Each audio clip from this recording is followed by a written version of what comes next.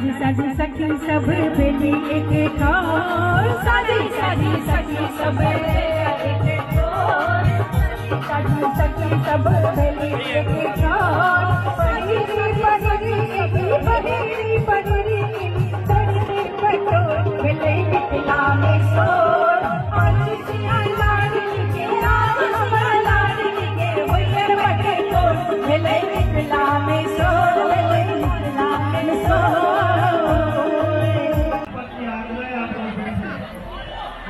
एकदम धीरे धीरे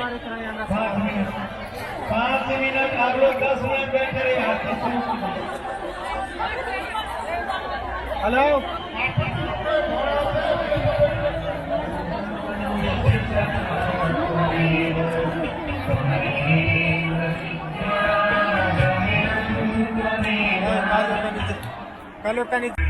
राजकुमार के